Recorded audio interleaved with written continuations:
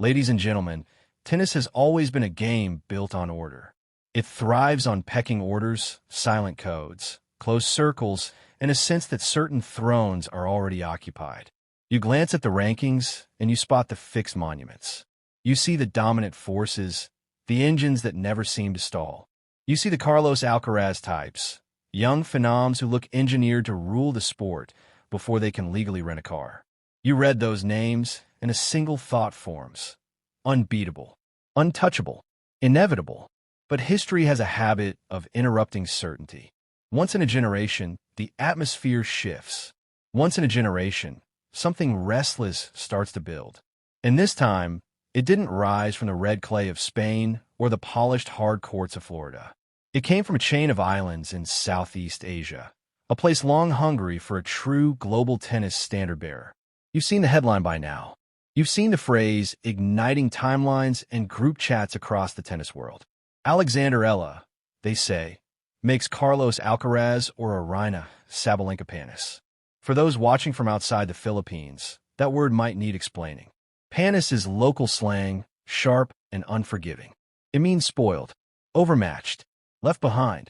It suggests more than defeat. It suggests exposure. It says that when you share the court with this person, your level is revealed as inadequate. Your reputation shrinks. Your aura evaporates. It is dominance distilled into a single word. For years, even hinting that a young Filipino player belonged in the same sentence as Grand Slam winners like Alcaraz or Sabalenka would have been met with laughter. It would have been dismissed as fantasy, as national pride running wild. But now, that laughter has stopped. Today, no one is joking. Today, even the BBC looks caught off guard. The international tennis press is scrambling, tearing up old narratives, updating databases that no longer make sense. Analysts are staring at their numbers and realizing the equations they trusted no longer balance. Alexandra Eala hasn't just arrived. She hasn't politely announced herself. She has burst through the entrance and ripped the frame off the door. What we are watching goes far beyond a hot streak. This isn't about a lucky draw or a few inspired matches. This is about a player who, in her breakout season, did what young prospects are not supposed to do. She stood across the net from a world number one in Miami and made the extraordinary look routine. This is about a 20-year-old who has climbed into the top 50, a first in her nation's history, doing it with an edge and an aggression that has drawn whispers of the sport's most fearsome names. When people say even the BBC was surprised, understand what that implies. This is the old guard, the British tennis press, the caretakers of Wimbledon, commentators who have witnessed every cycle, every supposed revolution. They're not easily impressed. They respect lineage. They defend tradition. And yet, when Alex Eala walks on a court now, they are seeing something that doesn't fit the usual template assigned to Asian players. They aren't watching a passive retriever hoping for mistakes. They're seeing firepower. They're seeing a left-handed forehand ripping through the court with the kind of violent topspin that once announced a teenage Rafael Nadal to the world. This isn't empty noise. This is a shift in perspective. Think back to Alcaraz's emergence. The shock wasn't just that he won. It was how complete he looked. Speed, strength, finesse, instinct.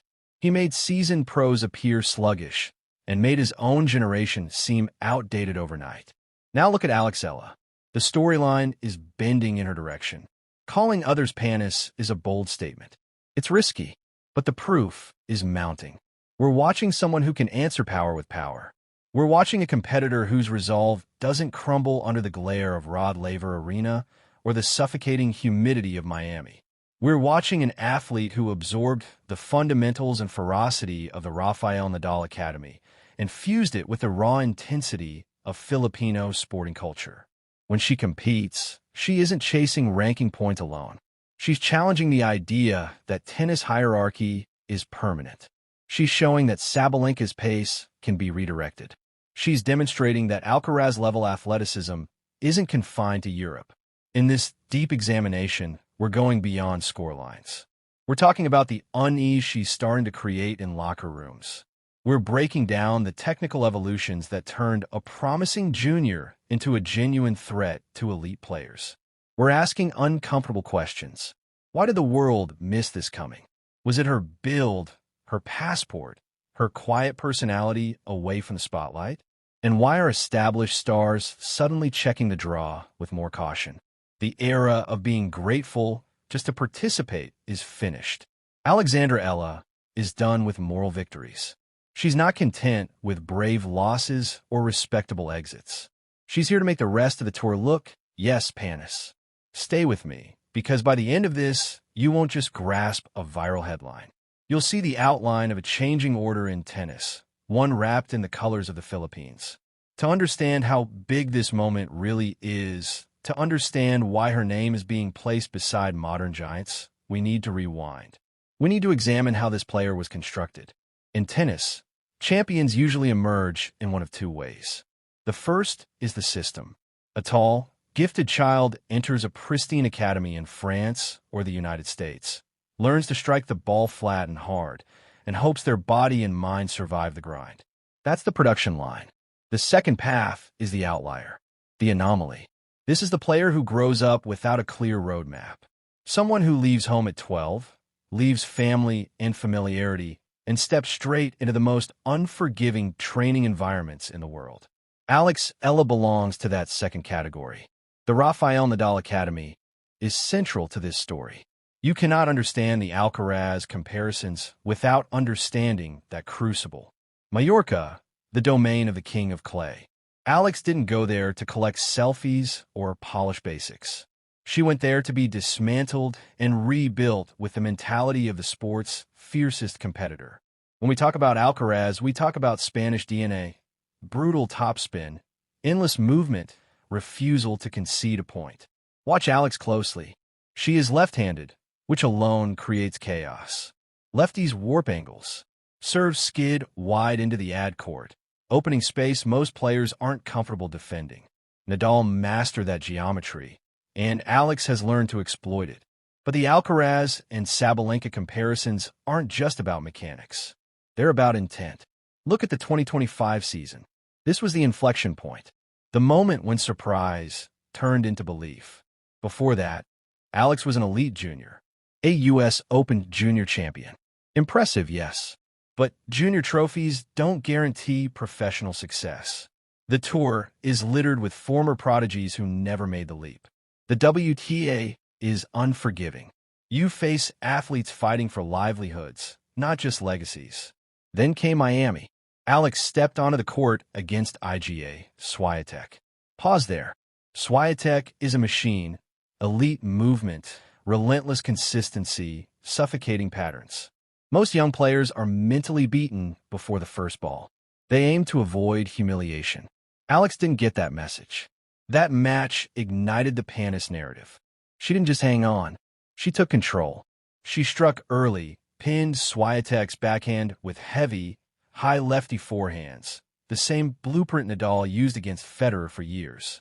When Swiatek tried to overpower her, Alex didn't retreat. She leaned in. The tennis world collectively asked the same question. Who is this? Now consider the Sabalenka comparison.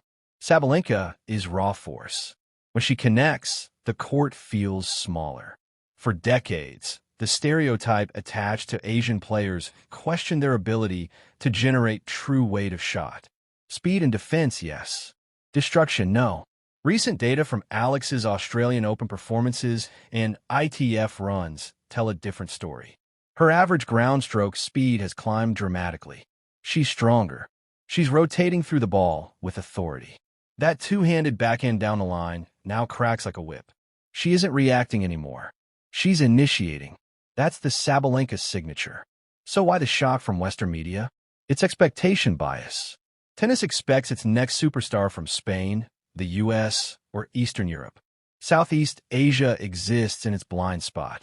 China had Aryna, a trailblazer.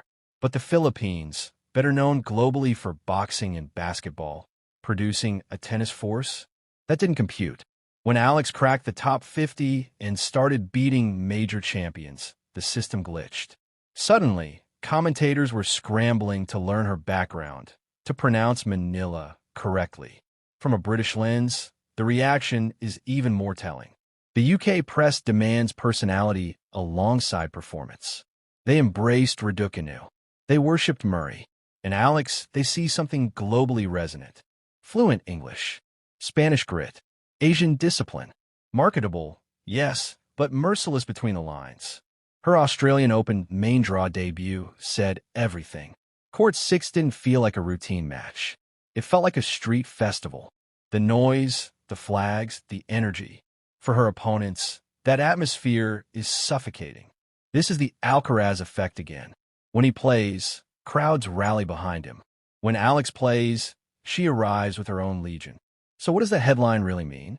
Interpreted fairly, it suggests that Alex is beginning to mirror the defining traits of these modern titans. Alcaraz's greatest weapon is recovery. He's never truly beaten in a rally. Alex's movement has surged. In Auckland against Wang Xinyu, her court coverage stood out. She slides on hard courts now, a modern European skill.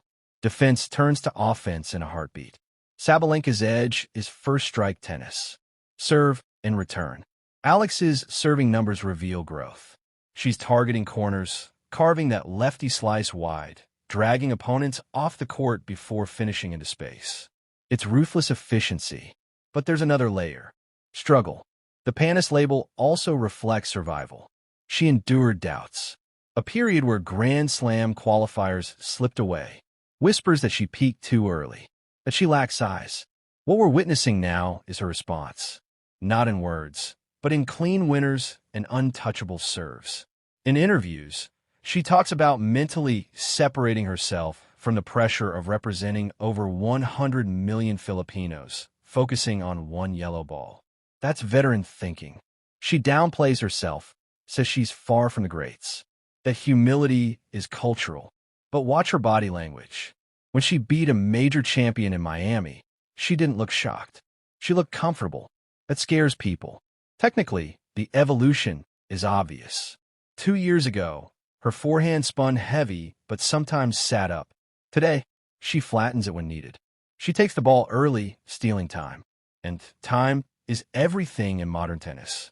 Take time away from Alcaraz and you can beat him. Rush Sabalenka and errors follow. Alex has become a thief of time. She hugs the baseline. She refuses to back up. She's charging the net more. Her double success sharpening her volleys. She's no longer a single-dimension threat. So is comparing her to legends, sacrilege, or foresight. Alcaraz won his first slam at 19. Alex is 20. In today's game, development curves are steep and careers longer. The Panis effect is also psychological. Sabalenka intimidates. Alcaraz feels inevitable. Alex is cultivating something else. Destiny. Fans sense it. Media senses it. Even restrained BBC commentators are reaching for praise usually reserved for top 10 fixtures. They talk about her decision-making, her tennis IQ. These are foundations of a future number one. When a headline declares others Panis, it announces a new measuring stick. It rejects outdated assumptions about Asian tennis. Power, precision, resilience, and national expectation are now part of the equation. Alex is a bridge between Eastern discipline and Western aggression, Spanish methodology and Filipino heart. The sport hasn't seen this blend at this level before. That's why the world is startled. They expected a player. They found a phenomenon. Looking ahead, the hard question remains. Talent alone doesn't guarantee trophies. Tennis history is full of nearly stories. Sustaining dominance across an 11-month calendar is brutal. But here's why Alex Eala feels different. Purpose. Many compete for wealth or recognition. That carries you far, but not always through the third set furnace. Alex carries something heavier. She plays for validation for an overlooked region. She proves, shot by shot, that greatness doesn't require a European birthplace. That burden breaks some athletes. Others, like Manny Pacquiao, are forged by it. Alex shows that same refusal to stay down, that same smile under pressure. The next year will define her. Surprise is gone. Everyone knows her name now. Opponents will prepare. They'll target her second serve, disrupt her rhythm. This is the champion's exam. Can you win when the ambush phase ends? If she keeps sharpening the serve, trusting her elite movement, and unleashing that growing power, we aren't talking about a top 50 placeholder. We're talking about a future slam winner. Picture it. The first Filipino Grand Slam singles champion. That moment wouldn't just surprise the world. It would reshape it. The Panis narrative is only the opening chapter. The old structures are trembling. The statues of former gods don't look quite as permanent. To the skeptics, to the media, to the tennis establishment, learn the name. Learn how to say it properly. Alexandra Eala is not fading away. She's accelerating. And if you're on the opposite side of the net, prepare yourself. You might be the next one labeled Panis. Now it's your turn. We've unpacked the skills, the mindset, and the momentum. But what do you think? Is the Alcaraz and Sabalenka comparison too early? Or are we watching the rise of a future world number one? Does Alex Eala have what it takes to lift a Grand Slam trophy within 2 years? Or is this just fan-driven excitement? Drop into the comments and make your case. If you play tennis, tell me what subtle details you notice that broadcasts miss. And if you enjoyed this deep dive, if you want more fearless breakdowns of stories others hesitate to tell, you know the drill. Hit like with the force of a running forehand, subscribe, turn on notifications, and stay locked in. We don't just cover tennis. We trace the making of champions. Until next time, keep your eyes on the rise.